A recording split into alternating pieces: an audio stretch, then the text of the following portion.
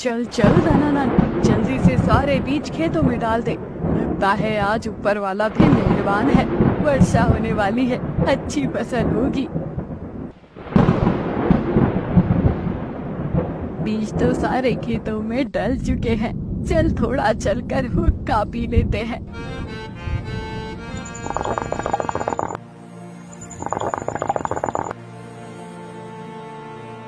थोड़ी देर हुक्का पीने के बाद धनानंद अपने घर की ओर चला जाता है। अगले दिन धनानंद अपने खेतों की ओर आता है। अरे भगवान, तूने वर्षा ही नहीं की, मेरा तो सारा बीज बर्बाद हो गया। अब फिर से दोबारा सारा बीज लगाना पड़ेगा और बीज के लिए मेरे पास पैसे हैं नहीं। लगता है मुझे उस कमीने सेठ का मुंह देखना पड़ेगा। चलो चलकर उससे पैसे लेकर आता हूँ। धनानंद पैसे लेने के लिए भेड़िया सेठ के पास जाता है, जो बहुत ही शातिर दिमाग का है। वह भोले भाले किसानों को अपनी जाल में फंसाकर उनकी जमीनों को हड़पता है। खम्मा गढ़ी सेठ जी, मुझे कुछ पैसों की जरूरत थी। मैं अपने खेतों में बीज बोने के लिए आपसे उधार लेने आया हूँ। जब मेरी फसल हो जाएगी तब मैं आपका सारा पैसा सूद समेत लौटा दूंगा।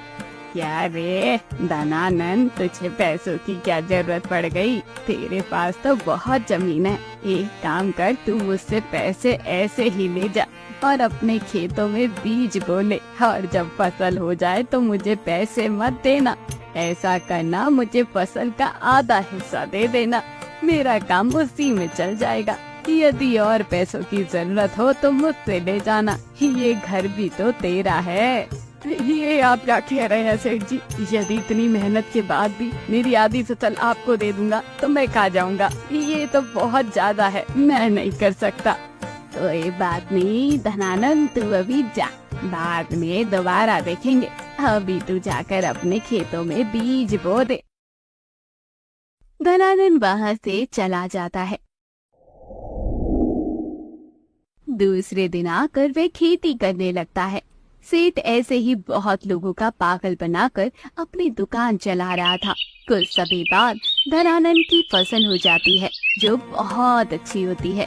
वे उसे बैलगाड़ी पर लादकर बाजार जाने की तैयारी कर रहा होता है। तभी वहाँ सेठ आ जाता है। क्यों रे धनानंद, तेरी फसल तो बहुत अच्छी हुई है। चल अब मेरा आधा हिस्सा मुझे दे दे। इसमें से आधा अनाज मुझे मेरा चाहिए। वह सेठ की बात को सुनकर दंग रह जाता है। सेठ जी, मैंने तो आपको तभी मना कर दिया था। मैंने तो आधा हिस्सा देने वाली बात कही नहीं थी। मैंने तो कहा था कि मैं आपको आपका पैसा ही वापस कर दूंगा। ये तो आप बहुत ज्यादा मांग रहे हैं। रुकिए, मैं एक बार ये फसल बाजार में बेच कर आता हूँ, फिर आपका दिया हुआ पैसा सूद समेत वापस कर दूंगा। नहीं धनानंद, तेरी मेरी बात हुई थी कि तू मुझे फसल का आधा हिस्सा देगा। अब तू पूरी जुबान से मुकर रहा है। मैं तुम्हें ऐसे नहीं जाने दूंगा, मुझे मेरा हिस्सा चाहिए। सेठ तो अपनी बात पर अड़ी गया था, लालची और कपटी जो था। तभी धनानंद ने कहा, सेठ जी एक बार मैं फसल बेच कर आता हूँ, आकर मैं आपका पूरा हिसाब करूँगा। मुझे शाम तक का समय दीजिए। सेठ मान गया और धनानंद को जाने दिया। वह जाते जाते बहुत परेशान था। क्या करूं मैं, इस सेठ की जाल से कैसे बचूं? अभी तो जैसे तैसे जान छुटा कर आ गया हूं, शाम को फिर से पीछे पड़ जाएगा। यह सोचकर वह आगे बढ़ने लगता है।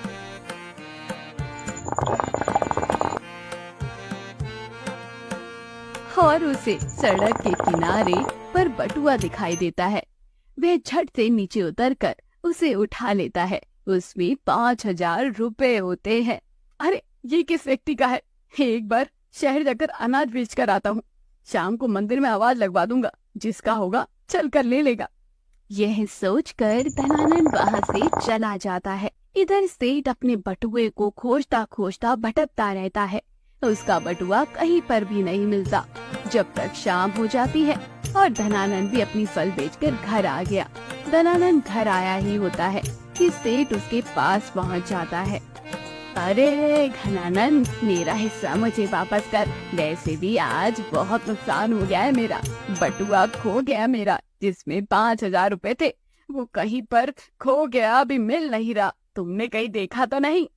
तभी धनानंद सोचता है कि अच्छा, तो ये बटुआ सेठ जी का था जो मुझे मिला था।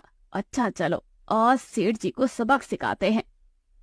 तभी धनानंद सेठ से कहता है, नहीं नहीं मालिक, मैंने नहीं देखा। अच्छा मालिक, आपका हिस्सा मुझे वापस करना था। ये लो 5,000 रुपए। मेरी फसल बहुत कम दाम में बिकी है। पता नहीं बाजार में इस बार भाव इतना कम क्यों है।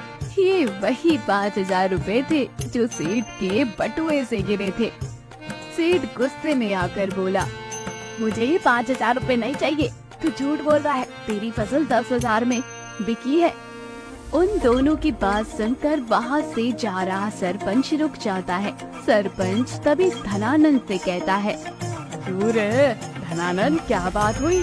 किस बात पर बहस चल रही है और ये क्या मामला है?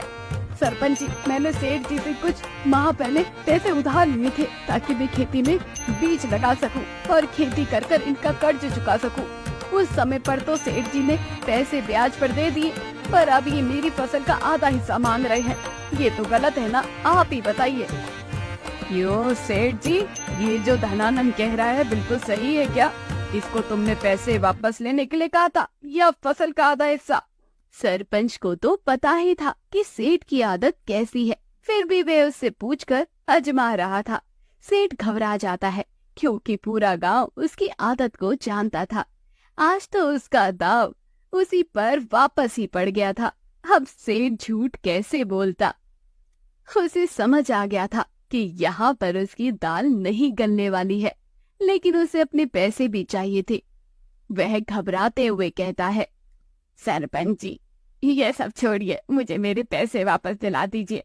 तभी सरपंच कहता है, धनानंद, ऐसा करो, तुम इसे इसके पैसे दे दो। फसल का आधा हिस्सा देना सही नहीं रहेगा।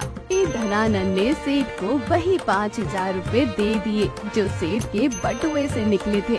सेठ ने वे पैसे पकड़ लिए और वे किलस कर रह गया।